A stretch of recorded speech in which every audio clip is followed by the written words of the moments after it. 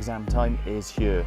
That time every year where everything else gets put on hold and getting a certain grade in a test seems to be the most important thing in the world.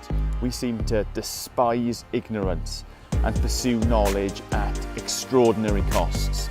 Time, emotions, money, we put it all in, hoping to be more knowledgeable people. But a little bit of knowledge is a dangerous thing, someone once said.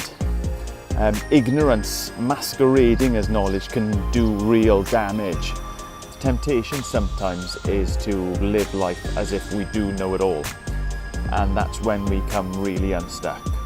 It's actually one of the things that makes life really hard to live, when our ignorance, hidden or otherwise, comes to the forefront and our lives end up getting controlled by confusion, fear, frustration. Here's what we're supposed to do when we realise and admit that we don't know everything. We're supposed to find someone who has the information, the knowledge, the understanding that we are lacking. But there's a problem regarding ignorance that runs deeper than just you and I. No matter where we look, no matter where we turn, no matter how we club together collectively as a human species, our knowledge is still severely limited. And even in those places where our knowledge is filled up, our understanding is pushed to the absolute limits.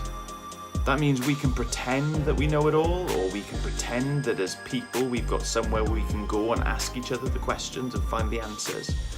But the truth is, we're ignorant. The good news of the Bible is that God is not so. He is a knowing God, an all-knowing God.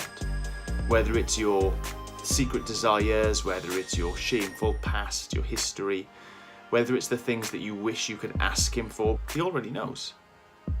When we discover in the Bible that God is a knowing God, who sees all things, who understands all things, that should give us confidence to approach him boldly.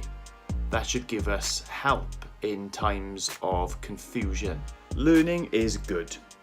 Knowledge, understanding, they're good things.